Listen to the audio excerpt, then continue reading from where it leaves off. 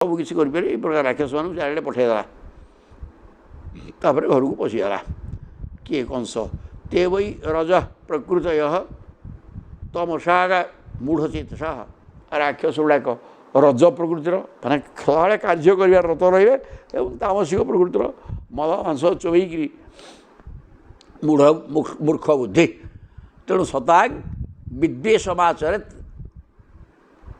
माचेरुः आरात आगत मृत्यव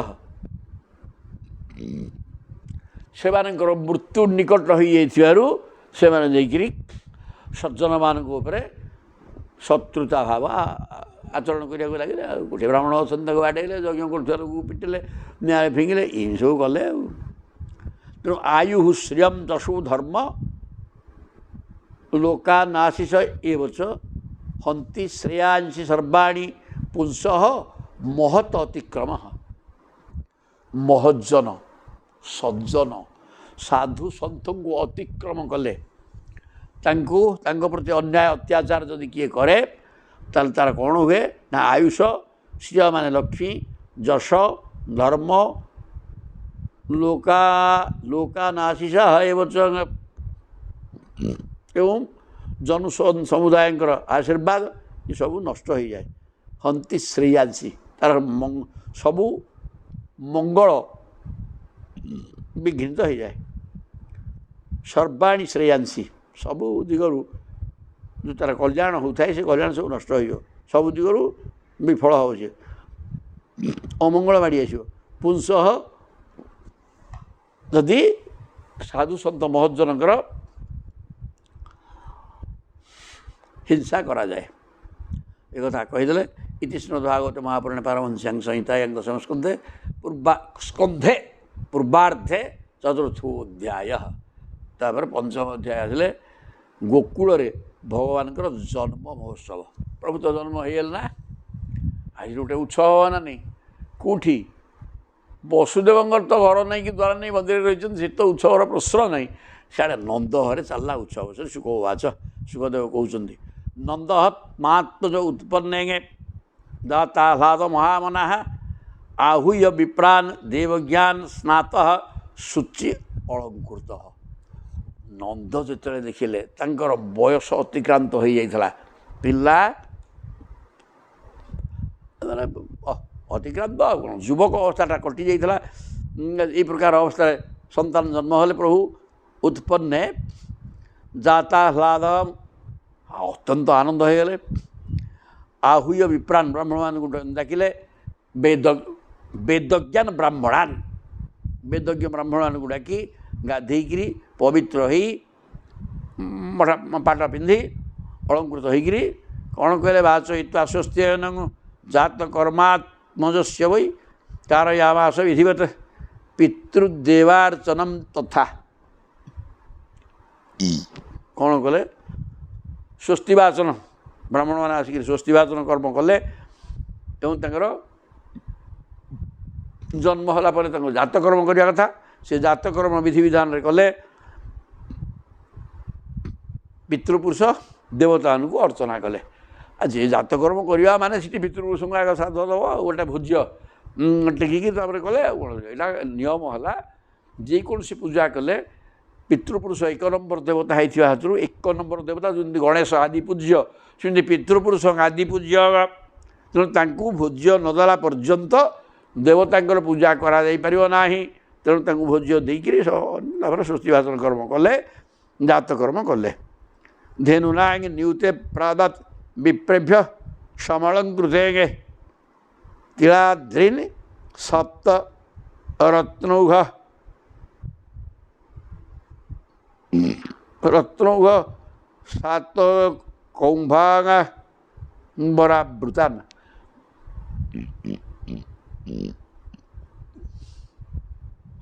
धेनुनांग अयुतम एक अयुत धनु समस्त पिंधे लुगा अच्छी अलंकार विमंडित होती सुना अलंकार रत्न ना रत्नौघ विमंडित होता एक अयुत गाई ब्राह्मण मान को दान कले कालेन स्नान शौचाभ्यां संस्कार ही तपस्या शुद्धंति दानी ही संतुष्ट्या द्रव्याणि आत्मात्मविद्यया कालेन स्नान शौचाभ्यं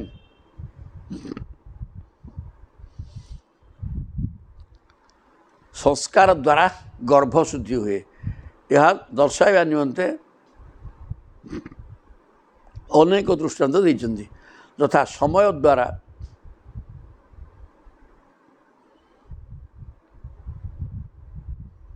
नुआ पानी और अशुद्ध भूमि, नुआ पानी और अशुद्ध भूमि समय द्वारा शुद्धि हो जाए।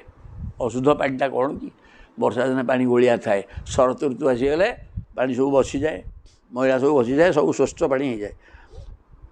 तेणु समय सब कराए, किसी समय रहीगला पानी गोलिया भांगी। स्नान द्वारा शरीर शुद्ध हो जाए।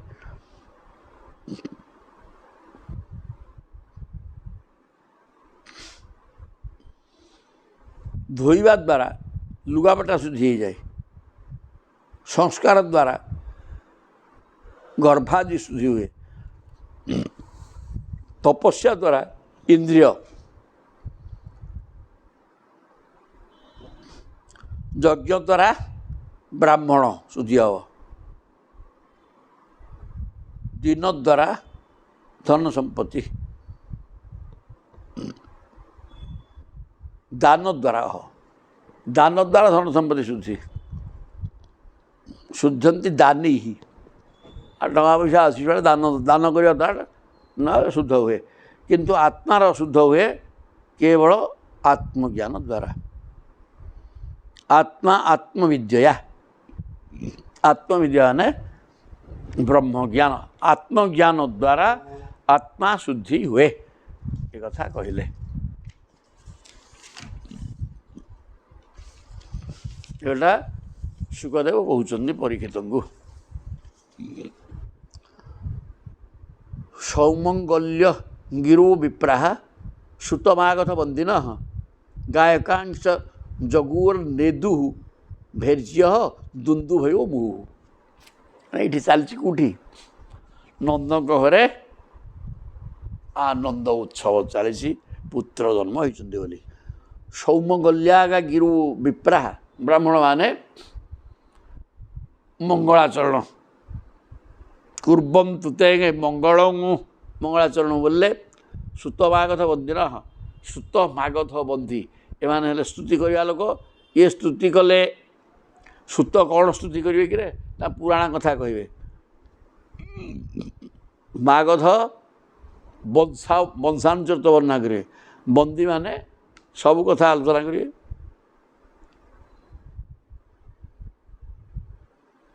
मागध तीन जनाक स्तुति पाठक, किंतु सुत हेले पुराण पढ़िया लोक, मागध हेले वंशावली वर्णना करेंगे, वंश निज पूर्वपुरुष मान प्रशंसा। आ बंदी मैंने रजा वर्णना करेंगे। तो यही प्रकार समस्ते रहिले। गायक सब आसिक गीत बोलले, जगु नेदुहु भैर्य भैरी तुरी नाना प्रकार वाद्य दुंदुभि सब बाजिला। चारिड़े आनंद उत्सव चल नाटक कीर्तन इत्यादि।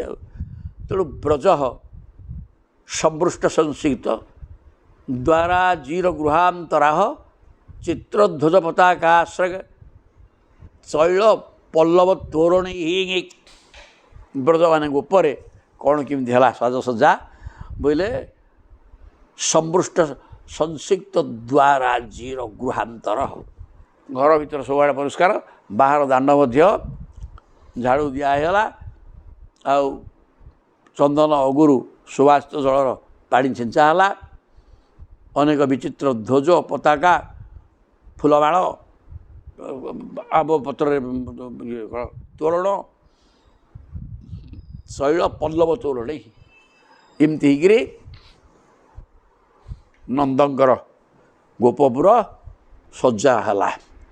गाव वृषा ବଶ୍ଚତରା ହରିଦ୍ରା ତୈଳଭୂଷିତା ଗାଈ ଷେଣ୍ଢ ବାଛୁରୀ ବେଲା ଏମାନେ ସବୁ ହଳଦୀ ତେଲ ଲଗାଇଲେ ତେଲ ହଳଦୀ ଲଗାଇ ତାଙ୍କୁ ସବୁ ଗାଧୁଆଗାଧି କରାଗଲା ବିଚିତ୍ର ଧାତୁ ବରହ ସ୍ରଗ ବସ୍ତ୍ର କାଞ୍ଚନ ମାଳିନ ତାଙ୍କ ମୁଣ୍ଡରେ ସବୁ ତେଲ ଏବଂ ହଳଦୀ ସୁନ୍ଦର ମରାହେଲା ସେଠୁ ସ୍ରକ ଫୁଲମାଳ ପଡ଼ିଲା ବସ୍ତ୍ର ସୁନା ଅଳଙ୍କାର ସବୁ ଗାଈମାନେ ବି ଲଗେଇଲେ ଗାଈମାନେ ବି ସବୁ ଚାଲେ ଗାଈ ବାଛୁରୀ ପିଲା ଷଣ୍ଢ ଆଉ ତାପରେ ମହାରହ ବସ୍ତ୍ରାଭରଣ କଞ୍ଚୁକୁନିଶ ଭୂଷିତା ଗୋପା ସମାଜ ଜୁହୁ ରାଜନ୍ ନାନୁପାୟନ ପାଣୟ ମହାରହ ବସ୍ତ୍ରାଭରଣ ଗୋପାଳମାନେ ବହୁମୂଲ୍ୟ ବସ୍ତ୍ର ସବୁ ପରିଧାନ କରି ଅଳଙ୍କାର ପତ୍ର ଲଗେଇ ଉଷ୍ଣିଶ ଭୂଷିତ ମୁଣ୍ଡରେ ଢେକା ଭିଡ଼ି ଏହି ପ୍ରକାର ହେଇକରି ଗୋପାଳମାନେ ମଧ୍ୟ ସଜେଇ ହେଇ ନାନୁ ଯାହାର ଯାହା ଉପାୟ ନହେଲେ ଉପଢୌକନ ଭେଟି ଖାଲି ହାତରେ କ'ଣ ଆସିବେ ରଜା ଘର ନନ୍ଦ ସବୁ ହାତରେ କିଛି ଖାଲି ହାତରେ ନ ଆସିକି କିଛି କିଛି ଭେଟି ଦ୍ରବ୍ୟ ଆଣିକିରି ଆସିଲେ ଗୋପ୍ୟ ଚାକନ୍ୟବୁଦିତାଗା ଯଶୋଦାୟା ସୁତୋଦ୍ଭବମ୍ ଆତ୍ମାନମ୍ ଭୂଷୟାଞ୍ଚକ୍ରୁ ବସ୍ତ୍ରାଗା କଳ୍ପାଞ୍ଜନାଦିଭିଃ ଗୋପୀମାନେ ମଧ୍ୟ ଆ କର୍ଣ୍ଣ ଶୁଣିଲେ ଯେତେବେଳେ ଯଶୋଦାଙ୍କର ସନ୍ତାନ ହେଇଛି ସମସ୍ତେ ମୁଦିତା ଆନନ୍ଦିତ ହୋଇଗଲେ ଏବଂ ଆତ୍ମାନମ୍ ଭୂଷୟାଞ୍ଚକ୍ରୁ ନିଜକୁ ସେ ମଧ୍ୟ ଗାଧେଇ ପାଧେଇ ପାଠ ପରିଧାନ କରି ବସ୍ତ୍ର ଅଳଙ୍କାର ସବୁ ଲଗେଇକିରି ସିଏ ବି ସଜେଇ ହେଇଗଲେ ନବ କୁଙ୍କୁମ କିଞ୍ଜଳକ ମୁଖ ପଙ୍କଜ ଭୂତୟ ବଳିଭିଃ ତ୍ୱରିତ ଯଜ୍ଞୁ ପୃଥୁଶୂନ୍ୟ ଚଳତ କୁଚାହାଗା ବେଶ ପରିପାଟି ହେଇକିରି ଗୋପାଙ୍ଗନା ମାନେ ମଧ୍ୟ କୁଙ୍କୁମ କିଞ୍ଜଳକ କୁଙ୍କୁମ ସବୁ ବିଲେପନ ହେଇକିରି ସୁଗନ୍ଧିତ ତୈଳ ସେଣ୍ଟ ଫେଣ୍ଟ ଲଗେଇ ସବୁ ଲଗେଇକିରି ସିଏ ବି ରାସ୍ତାରେ ଚାଲିଲେ ଗୋପ୍ୟ ସୁମୃଷ୍ଟ ମଣିକୁଣ୍ଡଳ ନିଷ୍କକଣ୍ଠ ଚିତ୍ରାମ୍ବରା ପଥିଶିଖା ଚ୍ୟୁତମାଲ୍ୟ ବର୍ଷା ନନ୍ଦାଳୟଂ ସବଳୟା ବ୍ରଜତାଙ୍ଗାର ବିରେଜୁ ବ୍ୟାଲୋଳ କୁଣ୍ଡଳ ପୟୋଧର ହାର ଶୋଭାଗା ଗୋପାଙ୍ଗମାନେ ଯାଉଛନ୍ତି କେଉଁଠିକି ତାଙ୍କ ଯଶୋଦାଙ୍କ ପୁଅ ଦେଖିବାକୁ କୃଷ୍ଣଙ୍କୁ କେମିତି ଗୋପ୍ୟ ସମୃଷ୍ଟ ମଣିକୁଣ୍ଡଳ ନିଷ୍କକଣ୍ଠ ମଣିମୟ କୁଣ୍ଡଳ କାନରେ ଲଗେଇଛନ୍ତି ବେକରେ କଣ୍ଠରେ ହାର ଚିତ୍ରାମ୍ବରା ଚିତ୍ର ଅମ୍ବର ବୋଇଲେ କ'ଣ ଗୋଟେ ନିର୍ଦ୍ଦିଷ୍ଟ କଲର୍ର ନୁହଁ ଚିତ୍ର ବିଚିତ୍ର ଏଇଠି ଶାଢ଼ୀ ପିନ୍ଧିଛନ୍ତି ଅଛି ଶିଖାଚ୍ୟୁତ ମାଲ୍ୟ ବର୍ଷା ଖୋସାରେ ସବୁ ଖୋସିଛନ୍ତି ଫୁଲମାଳ କିନ୍ତୁ ଟିକେ କ୍ଷିପ୍ର ଗତିରେ ବାଡ଼ି ଯାଉଛନ୍ତି ଆନନ୍ଦରେ ଯାହାଫଳରେ ଖୋସାରୁ ଫୁଲ ଖସିକିରି ରାସ୍ତା ଆଗ ସବୁ ଫୁଲ ପଡ଼ିଲାଣି ନନ୍ଦାଳୟଂ ସବଳୟା ବ୍ରଜତାର ବିରେଜୁ ନନ୍ଦଙ୍କ ଘରକୁ ଯାଉଥିବା ବେଳେ ଗୋପୀମାନଙ୍କର ଶୋଭା ସତରେ ଖୁବ୍ ମନୋହର ଥିଲା ବ୍ୟାଲୋଳ କୁଣ୍ଡଳ ପୟୋଧରହାର ଶୋଭାଗା କାନରେ କୁଣ୍ଡଳ ଦୋହଲୁଛି ବକ୍ଷସ୍ଥଳରେ ହାର ଗୁଡ଼ାକ ମଧ୍ୟ ଦୋହଲୁଛି ଟିକେ କ୍ଷିପ୍ରଗତିରେ ଯାଉଛନ୍ତି ଆଉ ସବୁ ବେଶଭୂଷା ଚାହିଁ ସୁନ୍ଦର ଦିଶୁଛନ୍ତି ଗତି କରୁଛନ୍ତି ତା ଆଶିଷ ପ୍ରଯୁଞ୍ଜାନା ଚିରମ୍ ପାହିତି ବାଳକେ ହରିଦ୍ରା ଚୂର୍ଣ୍ଣ ତୈଳାଭିଃ ସଞ୍ଚିନ୍ତ୍ୟୋ ଜନମୁ ଜଗୁହୁ ନନ୍ଦଙ୍କ ଘରେ ପହଞ୍ଚିଗଲେ ଯାଇକିରି କ'ଣ କଲେ ଆଶିଷ ପ୍ରଯୁଞ୍ଜାନା ଦୀର୍ଘଜୀବୀ ହୁଅ ଏହି ପ୍ରକାର ସବୁ ଆଶୀର୍ବାଦ ଦେଲେ ଚିରମ୍ ପାହିତି ବାଳକେ ଆଶୀର୍ବାଦ ଦେଇ କହନ୍ତି ଇଏ ପୁଅଟା ଦୀର୍ଘାୟୁ ହେଉ ଗୋଟେ ତ ବଡ଼ କଥା ଆୟୁଷ ଆଉ କ'ଣ ତାପରେ ହରିଦ୍ରା ଚୂର୍ଣ୍ଣ ହଳଦୀ ଗୁଣ୍ଡ ତେଲ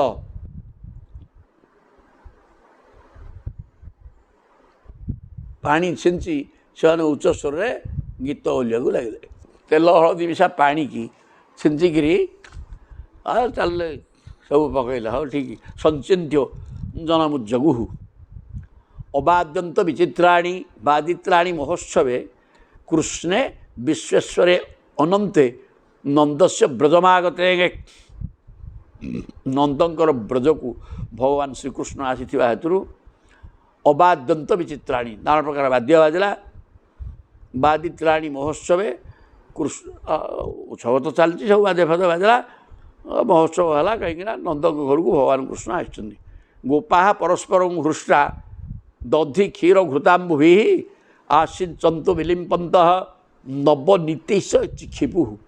ଗୋପୀ ଗୁଡ଼ା କ'ଣ କଲେ, ପରସ୍ପରଂ ହୃଷ୍ଟା ଆନନ୍ଦିତ ହେଇକିରି ପରସ୍ପରକୁ ଦଧି କ୍ଷୀର ଘିଅ ଏଗୁଡ଼ାକ ସବୁ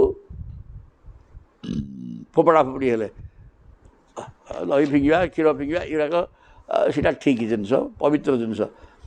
ବିଲିମ୍ପ ମୁହଁରେ ବୋଳାବଳି ହେଲେ ନବନୀତିଶ ଚିଖିବୁ। ନବନୀତ ମାନେ ଲହୁଣୀ, ଦହି କ୍ଷୀର ଲହୁଣୀ ଏସବୁ ପରସ୍ପରକୁ ଫିଙ୍ଗା ଫୋପଡ଼ା କଲେ, ମୁହଁରେ ବୋଳେଇ ହେଲେ ଏଇସବୁ କଲେ।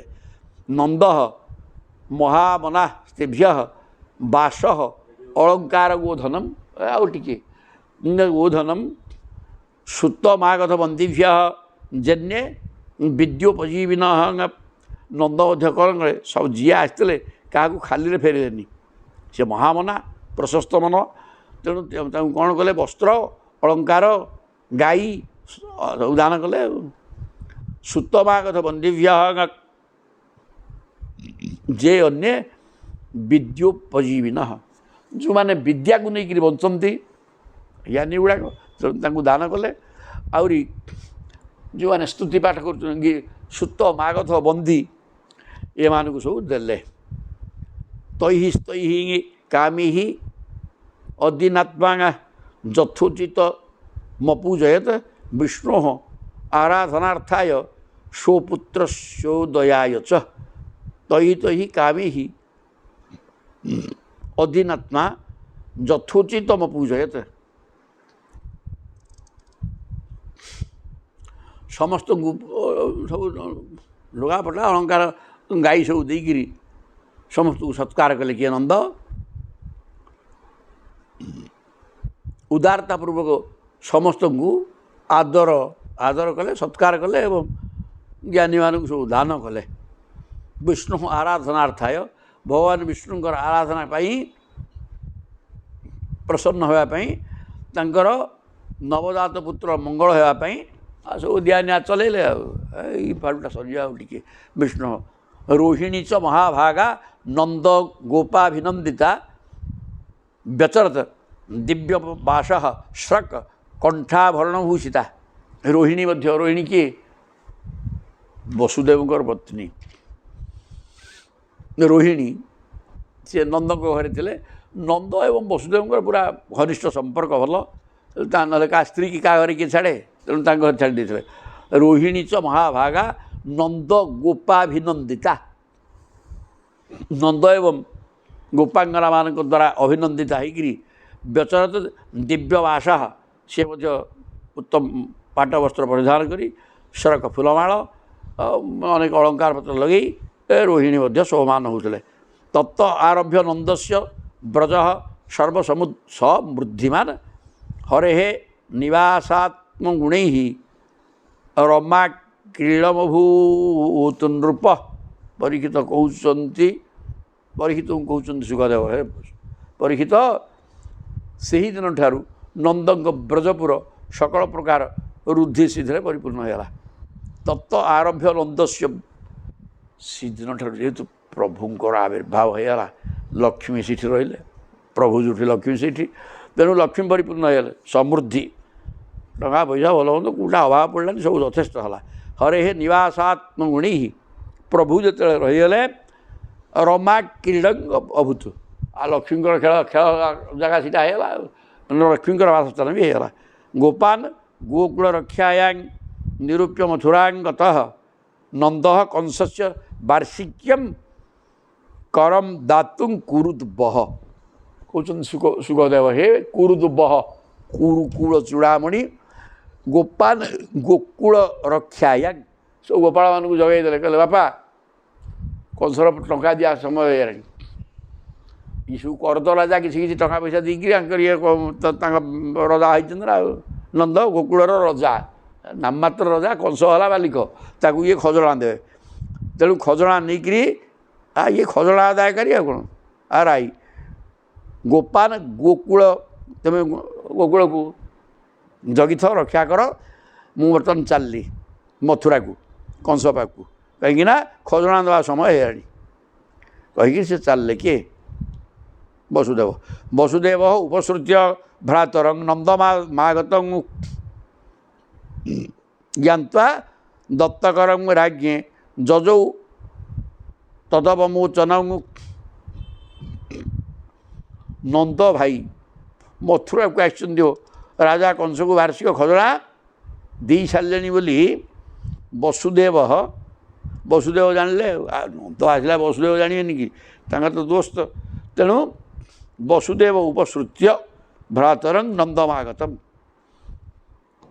ଭାଇ ନନ୍ଦ ଖଜଣା ଦେବା ପାଇଁ ଆସିଛନ୍ତି ଏ କଥା ଜାଣି ବସୁଦେବ ଚାଲିଲେ। ଜ୍ଞାତ୍ୱା ଦତ୍ତକରମ୍, ଏବଂ କର ଦେଇ ସାରିଲେଣି ଆସିକିରି ରାଜ୍ఞେ ଯଜୌ ତଦ୍ ଅବମୋଚନମ୍,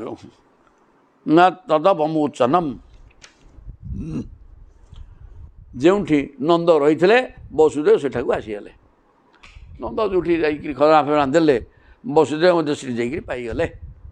ଆଉ ଏତିକିରେ ଇଏ ରହନ୍ତୁ, ବାକି କାଲି